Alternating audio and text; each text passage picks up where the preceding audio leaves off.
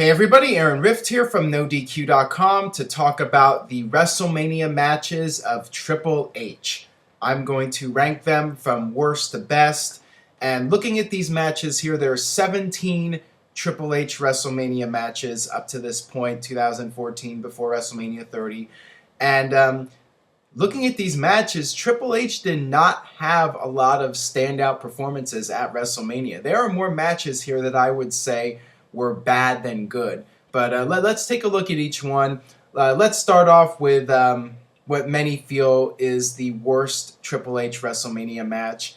And I don't even know if you can call it the worst because it wasn't really much of a match. It was Triple H versus the Ultimate Warrior, WrestleMania 12.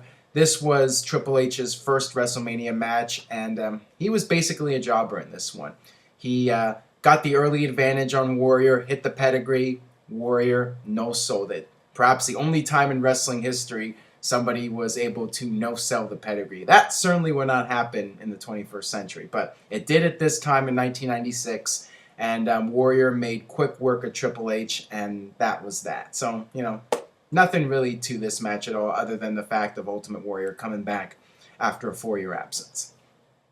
Next up, Triple H versus Randy Orton, WrestleMania 25.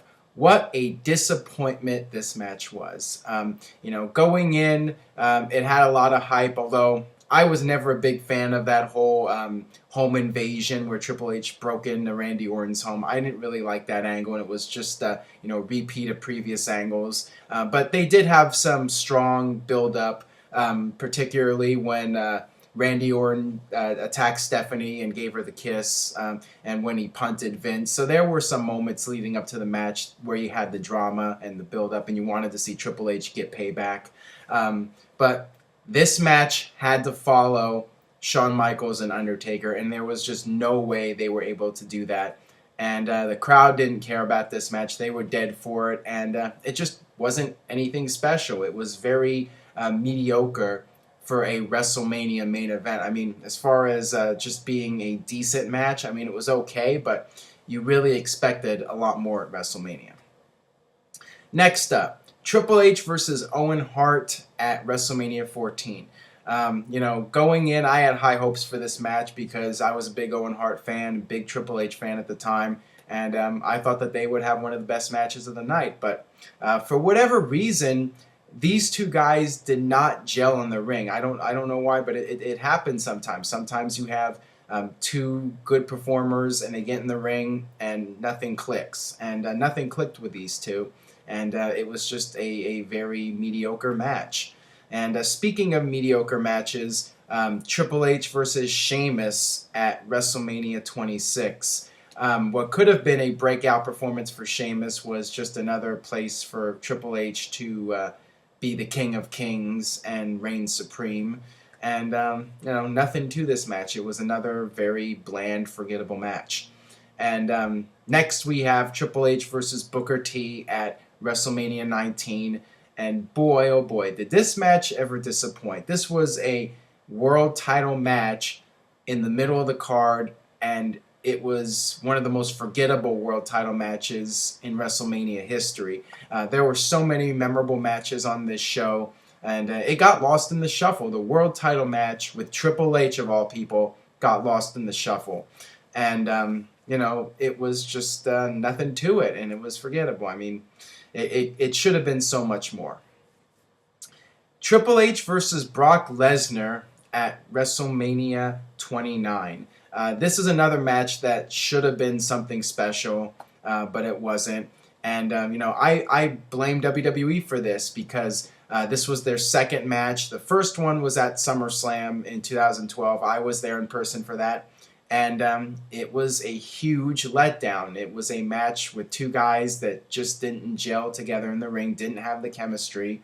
Their promos leading up to the pay-per-view were good, but once they got in the ring, it was nothing special. So, WWE should have just stuck to one match, but they chose to do the rematch so Triple H could get his win back, and nobody cared. The crowd was dead for this match, and that really hurt it. You know what? This was actually an okay match, technically.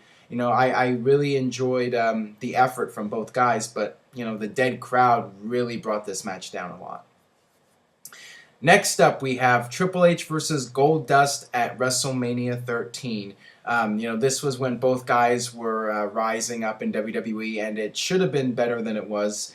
It was an okay match, but nothing really special. I mean, the most interesting thing about this match was the interaction between Marlena and Chyna, and this was right when Chyna came in. So, I mean, it did have its moments, but wasn't anything special. Triple H versus Kane at WrestleMania 15. Once again, a forgettable match. Nothing really to it. The only thing significant about it was that it was the lead up to Triple H turning heel and joining the corporation and becoming the Game. So this is when the seeds were planted. Triple H was going to do his big heel turn, and other than that, this match was very forgettable. Triple H versus The Rock, Mick Foley, and Big Show at WrestleMania 16 in Anaheim. I was actually not there in person for this one, but I'm glad I wasn't because it was a huge letdown. The match technically was fine. The crowd was into it, but didn't really make sense to have Mick Foley in this match and then just lose. He should have just stayed retired. The Four Corners match on paper was an interesting idea with a McMahon in every corner, but the finish was just terrible. And instead of having The Rock win, you had Vince McMahon turn on The Rock and join up with Triple H after they had been bitterly feuding, and Triple H had stolen Vince's daughter from him. It made no sense logically. It was just really dumb, and I didn't care for it as a finish at WrestleMania. Triple H versus Chris Jericho from WrestleMania 18. Like the match with Randy Orton at 25, this was in a similar situation where it had to follow a WrestleMania classic. And in this case, Triple H and Jericho had to follow Hulk Hogan and The Rock. And, on a technical level, they could certainly do that. But in terms of crowd interest, no way. The crowd was completely drained by the time this match happened. And the lack of crowd heat really hurt this match a lot, and it should have been a whole lot more because this was Triple H's big moment. He came back from the torn quad injury and won the Royal Rumble and got the title shot. The build-up for this match was weak, too. I mean, I remember the storyline was revolved around a dog. I don't remember the details, but like Stephanie's dog and Jericho, they were doing something with it. I mean, it was weak. It could have been a lot better, and the match itself was okay, but it really needed the crowd heat.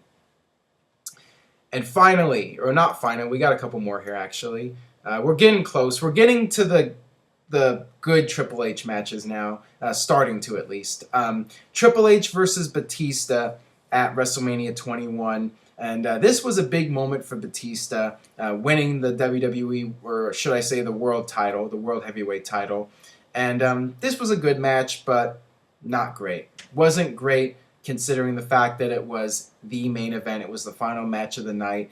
It should have been better. It was slightly above your average Raw main event. And it also had to follow Shawn Michaels and Kurt Angle, which that match should have been the main event, but this was the main event. And, it was fine. It was a good match, and Batista got his moment, and, it was something special. It was, seeing a new star rise to the top, so, that was cool. It was okay. It was slightly above average. Next up, Triple H versus John Cena and Randy Orton at WrestleMania 24. Pretty good match with these guys. Technically, I don't have any major issues with it, but it was another match that got overshadowed by other matches on the card.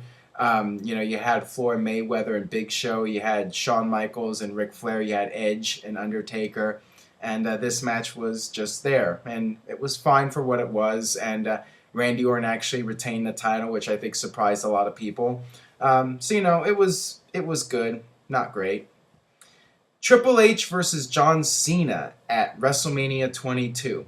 I thought that this was a pretty good match. I thought it was a good main event for WrestleMania, and this was a match that established John Cena as the man. And going in, I thought that there was a good chance Triple H was going to win the title from John Cena, but actually, to my surprise a little bit, John Cena not only beat Triple H, but made him tap out. And, that was a star-making moment for John Cena. And, you can say Triple H buries people all you want, but in this match, he made John Cena look like $1,000,000. So, I give it a thumbs up.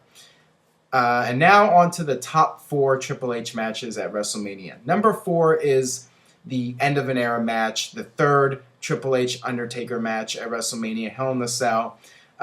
Wasn't a big fan of the Hell in the Cell stipulation because they didn't really use the cell in the match. But, you had that special moment at the end with Shawn Michaels, Triple H, and Undertaker on the ramp embracing, and that was an all-time classic WrestleMania moment. So this was a memorable match, at least for that. And you did have the novelty of Shawn Michaels as the referee. So I mean, it had its moments, but it's not one of my all-time favorite Undertaker WrestleMania matches. And speaking of Undertaker, we have Undertaker versus Triple H, the first match 10 years earlier at WrestleMania 17, and this was a great match. This was very intense, and they brawled all over the place, and Undertaker got the clean win over Triple H. So once again, Triple H is putting people over, and I really enjoyed this one. I thought it was a very good semi-main event at WrestleMania. And now the number 2 Triple H match at WrestleMania. My favorite of the Triple H Undertaker matches at WrestleMania, the second one at WrestleMania 27. I really enjoyed this match, and it had to follow the 2 Shawn Michaels matches, and I felt that they really delivered. They went all out. It was back and forth, and I love the storyline with Triple H coming just this close to beating Undertaker, and then after the match, Triple H is actually the one that's able to walk out, and Undertaker is the one that needs help getting out of the ring area. So, I thought that was really well done, and, they even had a chair shot to the head, which was banned, but, they went all out for that match, and I really enjoyed it, and it was easily the best match of that WrestleMania. And finally, the number 1 Triple H match at WrestleMania, Triple H versus Shawn Michaels and Chris Benoit at WrestleMania 20. And, this was a significant match. Chris Benoit finally winning the world title, and an excellent main event to end WrestleMania. You had tremendous crowd heat. It was in Madison Square Garden, and you had 3 of the best in the business going at it and tearing the house down. So, to me, this one is easily the best Triple H match at WrestleMania. So there you have it, my rankings of the Triple H matches at WrestleMania. Let me know what you think. Leave a comment, youtube.com/NoDQCAW, and stay tuned to NoDQ.com for the very latest in WWE and TNA. Thanks for watching.